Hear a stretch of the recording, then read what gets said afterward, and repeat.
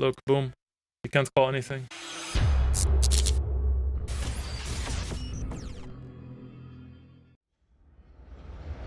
Play the 100 now. This is the 1K fast track, so this is satellite. 5 main event seats. And holy shit. We're already at last 14. What the hell? Okay. Oh, this fast track thing is something I'm gonna grind, I think. But first, this one.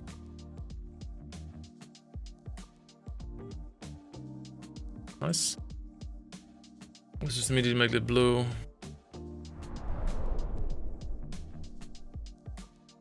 If you're in a 40k hole in 2 days, you know, you just need to have a big score or something. Like, even if you cash like 3 or 4k, it's not enough there.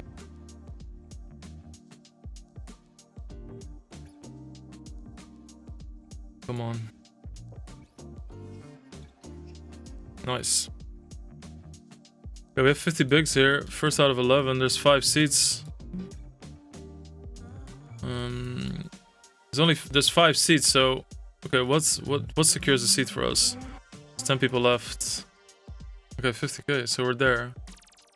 We're pretty much there. Let's see. You guys are definitely supposed to shove some 35 big blind hands.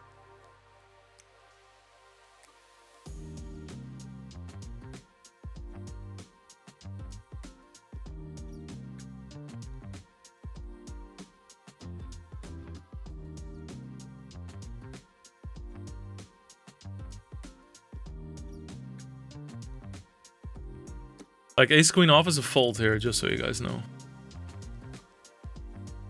That's why this shove is so good as well.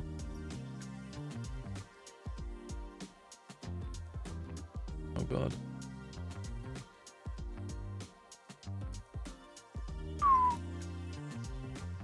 What means fast track? You can start for $1, go to $11, go to $100, and then play the 1k, and then you have a really good chance to make it. Just like in this one.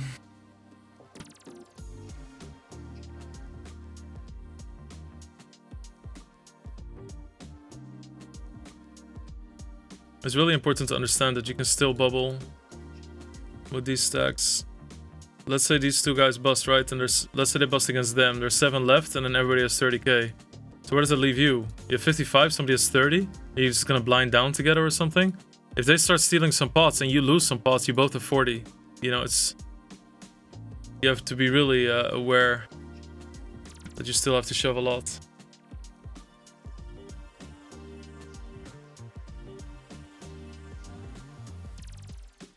So these seem like gambles and stuff, and if they call, you're like, fuck, but it's just so important. I mean, it says here on my notes, the most profitable satellite players are the ones that are bubbling a lot, so don't sweat it if you're bubbling a lot of satellites, you're probably playing correct. This is still a shove. I think I've learned a lot about satellites, so I'm going to feel comfortable. Here, like this, I can't shove. I can't call a shove there. Even though normally you'd fucking snap all the shit out of it, but you just can't because it's a satellite. You can't risk your chips by calling, you can only risk your chips by shoving. 7, 8, 9, 10. I like it, thank you. 7s?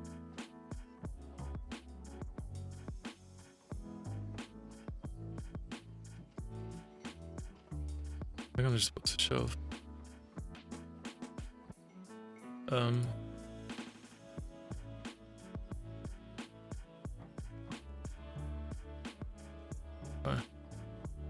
Like if I shove here now, he's supposed to fold ace king in that spot.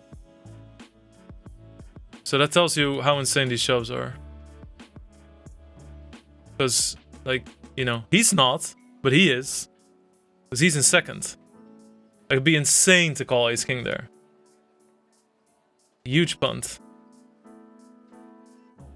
So if people are supposed to fold ace king and jacks, then you're gonna get called by aces, kings.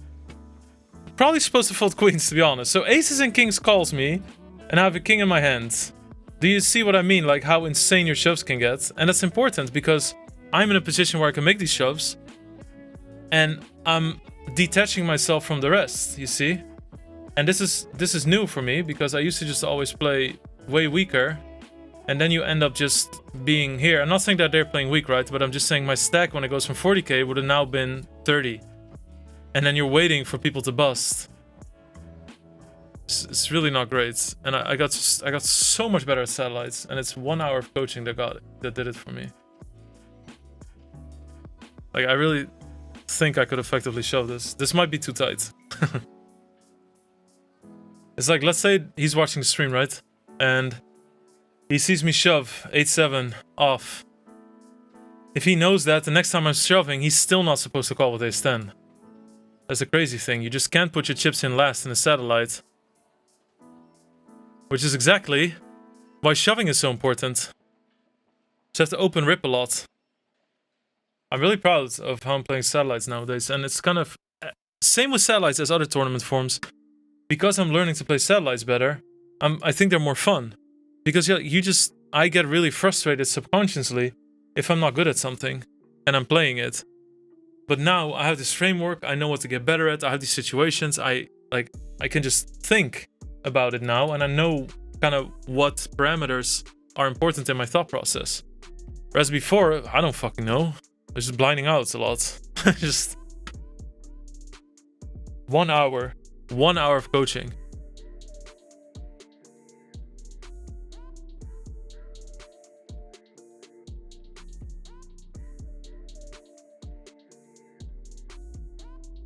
You think I've seen enough aces in my lifetime? I really wonder how many times I've lost all-ins against aces the last 2 days. It's insane. I feel like I just see it every other hand.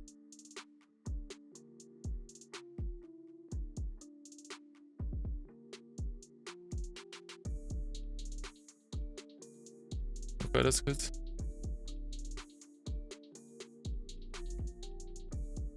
These chips... You see that? I went from 40k to 72, and I lost an all-in in between. Look, boom. You can't call anything. And it seems so risky, right? If I just stream, my internal monologue is English. I was fold ace queen here too. See, ace jack, easy folds.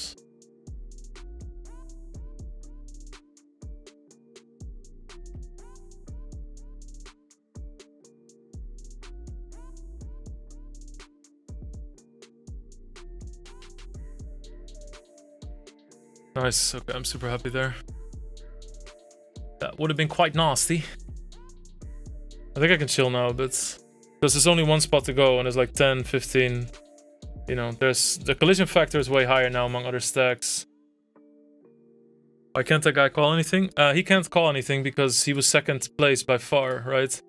So he had 58k, and the number 3 had 40, and then the rest had like 20k. So what you need to understand in satellites is when you go all in, you're not risking your stack. You're risking your stack when you call all in, because then it's guaranteed, right? So when somebody goes all in, the risk is not guaranteed. It's like, do you think this guy, like when you have ace jack here, you know, it's like, what, this is a 10, 15, 16 big blind stack. So the risk for all in is once it's cemented. That's when it's clear that's a risk, right? When you go all in, there's a chance you're risking your stack. And there's a huge difference because then you put that pressure on somebody else. And then there's so much fold equity. Because there's no ladder as well, right? It's not like first place is more than fifth. They all make the same. So you should look at fifth as winning the tournament. So that's why Satellite's so special, because you can win a tournament by folding. You can fold to the win. I don't think it's necessary anymore. Like ace blockers, king blockers, sure, but it's not like they can call a lot, but like, I mean, I did really well. Like, don't like this. Doesn't this feel, this satellite, doesn't this feel like one of the ones where I was most in control ever? I think there's a chance I can start min raising or something. Actually, I don't know. I've never really thought about this spot before. This didn't happen very often that I had to chip lead with like 1 or 2 seats left. I think I did like some sort of record amount of. No way, dudes. Oh no, Bunga Cat, sorry mate. Okay, I really shouldn't laugh at that. I really shouldn't. It's just a situation that... I mean, I'm sorry, mate. I really don't mean to laugh at that. Like, he's a friend of mine. I really don't want to make friends bubble 5k seats. This guy took 2 hours out of his fucking grind to educate me about ICM for my bundle, and now I'm sitting here like busting him out of 5k, and my first initial reaction is to laugh. Chat, what do you think I would do when he would do that to me? Really nice that we won a 5k seat. That's a 5k cash, you know?